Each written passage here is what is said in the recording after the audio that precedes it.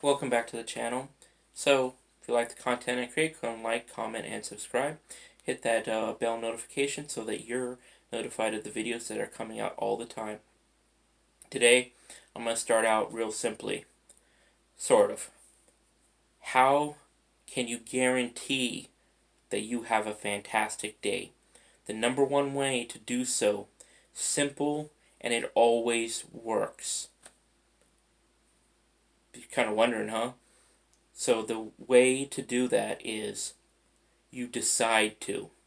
Now I'm going to get into the details of it, of course, because it's a little bit more complicated than that. But the simple part of it is you literally just decide to.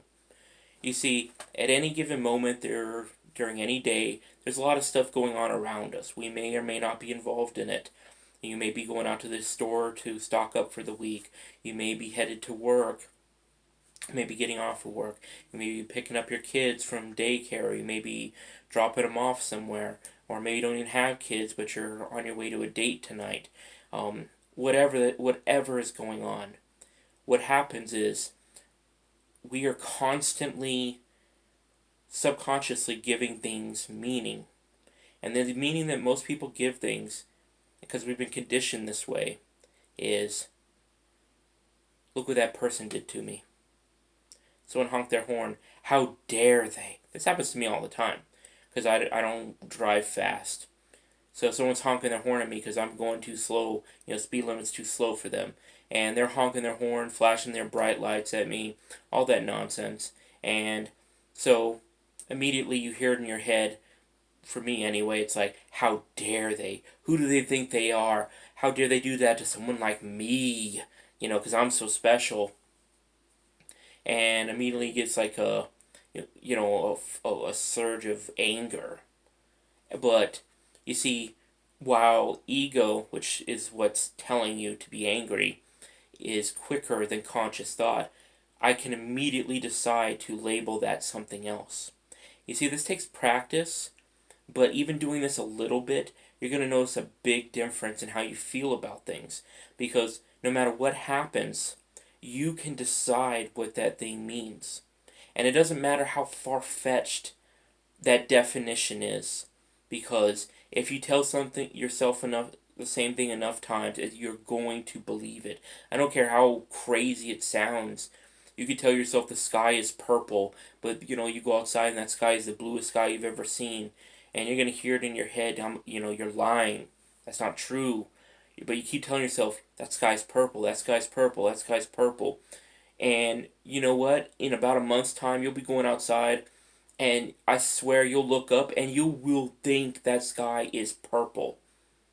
Everyone else can see blue, but the mind has a way of overlaying its beliefs on things. The perception you see is not the true perception. There is a filter it goes through. Obviously, light goes into your eyes. It hits the cones in the back, which go to your brain, and the brain decides to interpret those images, those light patterns, based on the complex programming it has, and it can change something. It definitely can do that, and that's why some people go into front of the mirror and they like, for instance, I have a self-image set from a long time ago when I was a much fitter person. So I go in front of the mirror, and I'm not a fool. I know what I look like today. But I go in the mirror, and you know what? The second I see myself in the mirror, the mind puts this overlay. It's like, oh, you know, ignore the double chin. That doesn't matter. That little extra, fat on your up on your arm. No, no, that's just muscle. You see, it doesn't give a damn what the truth is. Your mind doesn't care about truth. It cares about what's true to you. That's what matters. The truth for someone else is their truth. The truth for you is what you decide it is. Then you could say, but what's true is true. Truth is a perception. Truth is an interpretation. What is true for you is set to you. The next person next to you may not believe any of the stuff that you believe is true. But that's where conflicts can come into place. But I'm digressing a little bit. So, things happen. All you have to do is, after that initial surge of emotion, that's ego. That's faster than conscious thought. Don't worry about that. Just let that be, and then immediately just label it how you want to label it. So someone shines their lights at me, and you know what I tell myself? Sometimes I change it. Depends on how much I want to be in a silly mood. I can tell myself, look how wonderful that is. I'm helping that person right now by triggering them. That, I'm triggering them to bring it up to the surface so they can work through it. Now, are they going to work through it? Hell if I know. Does it matter? Nope. All I know is I'm going the speed limit and they don't like it. I don't care. So I decide to label it a positive. I'm doing something good because I say so. That's as simple as it is. And all you have to do is do that enough times with enough different things, and your whole day will radically change. It'll morph so drastically because when something happens, the something doesn't really matter. It's the emotional attachment we give to it that matters.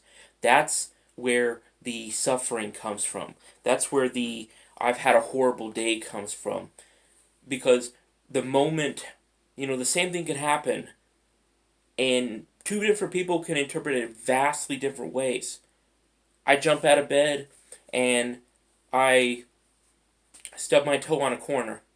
Ouch, that hurt. I could immediately say, damn it, how could I let this happen? I could start beating myself up over it. Or like, damn it, get all worked up. How could this happen? Ouch, that hurts. Who left that piece of furniture there? Hey, whose fault is this? I'm going to blame someone for this. Is it that person's fault? Is it that person's fault? Go on a tear, and people do this.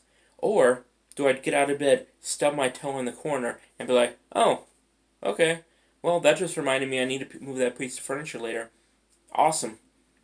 Now it's come up to be reminded.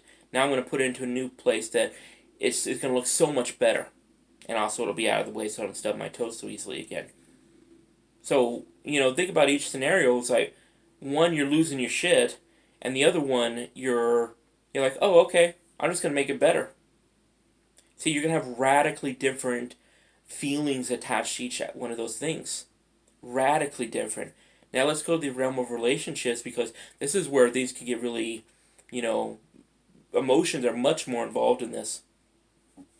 Let's say you see a hot girl, if you're a guy, or you're a girl, I ain't judging you. You're looking at the girl and you're like, wow, I want to talk to her. She's so good looking. And then you go over there and you're like, say hi. She looks at you and basically walks away without saying anything. Obviously, rejection, right? So, there's a lot of different ways that people can go about this. The three big ones I can think of right off the back is, first off, oh my god, I can't believe she rejected me. What's wrong with me? Well, why am I so ugly? Why can't I be accepted? Damn it, this always happens. And you're going to go through the rest of your day, probably week, feeling like a piece of garbage. Because nobody wants you. Actually, it was just that one person, but, you're going to interpret it as nobody wants you. Then you go into a form of victimhood, and it's going to be reflected back to you over and over and over again. Now, second scenario, same exact thing happens. Next person is like, what, that bitch, who does that bitch think she is? She rejects this, all of this? Pfft, slut. People have done this. Hell, you've probably done this. I know you're probably laughing at the other end of the camera right now, but you've probably done this. I know I've done this shit. And so, we've all been there, and we want to, push away the rejection, right? We don't like the feeling, so we want to, label it, it's not negative, it's their fault. Or, you take it on yourself, it's my fault, and then you go into a bit of despair, and you're probably not going to approach another girl for the next 3 months. Or let's say the exact same thing happens in the third scenario, and instead you're like, the same thing happens, and it's does the exact same thing, everything's the same, and you're like, oh, her loss. That's simply put. It's her loss, not mine. I'm the prize. I'm the the reward because I'm so high status. I'm so valuable that she just let go of a great opportunity. That's basically it. And you don't condemn the other person. You don't do any of that stuff, but you also don't bring yourself down either. So when you do it that way, a great deal of that sting just flows off. It literally just flows right off. And all you have to do is consciously tell yourself, her loss. Psh, that's it. It's her loss, no problem. Or his loss if it's a dude. But see, no matter what happens, you can decide how it is defined by you, what it means to you, what's the truth of the matter. That is completely and utterly up to you, and that will absolutely turn a shit day into a great day.